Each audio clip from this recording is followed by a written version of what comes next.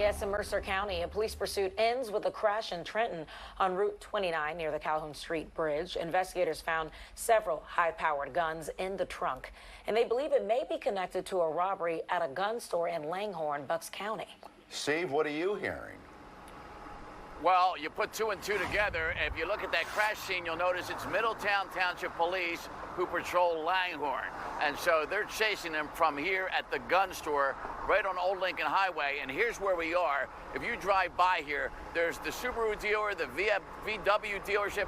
So right along the strip with all the car dealerships here along Route 1. Chris, spin around a little more to your left and show them the Volkswagen dealership. So we're right across the street from that. And this gun store here is called Lugerman. We're going to spin another 360 here. I'm driving Chris nuts here. And you see this ladder here? It looks like they used a ladder and climbed up above on top of what's called the showroom, that little first floor area there, slid the window open and got in that way, and then maybe worked their way down to the showroom, then got back up with all the guns, got back down the ladder, and loaded them into a Kia Sportage. And so there's no clear sign of a break-in, but you can bet they're looking at the surveillance video inside. And then to the left, right above the signs, you see a camera kind of pointed at the front doors in the mailbox and may have captured the Sportage as it pulled in sometime before 3 o'clock, because this all happens shortly after 3. And then if we can go to the video now of the crash scene you've been showing, and so that's a stolen Kia Sportage, stolen out of Philadelphia, we're told by police in their preliminary information.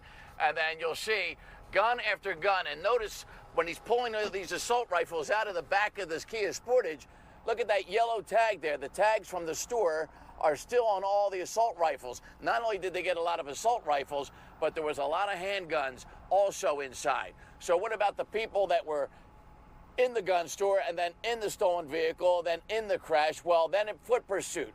And we're told they got at least 3 of the maybe 4 people that were in on this job and got the guns safely into police hands and out of any kind of criminal hands. But there you go, another gun store holdup. And we've seen lots of gun store holdups, and we've seen even attempts. And you remember the South Philadelphia gun store owner, during all the looting, started feeling like, hey, they're going to hit my store next, and he stayed in there with one of these high-powered assault rifles, and he was waiting for them and blew the guy away and wounded another guy. So sadly, it's almost like you need round-the-clock surveillance in your gun stores these days with people hitting gun stores. There's a lot of ways to get illegal guns, and this is one of them. And fortunately, the police here, somehow, we don't know if it was an alarm tripped or just a good cop on patrol who saw something that just didn't look right. And maybe that ladder tipped off a cop as he was going by Route 1 and may have seen a glimpse of a ladder in the middle of the night leading up on a gun store and put these things together and said, let me check that out, and then the pursuit begins. But we'll learn the full story later. But right now, it looks like the good guys won.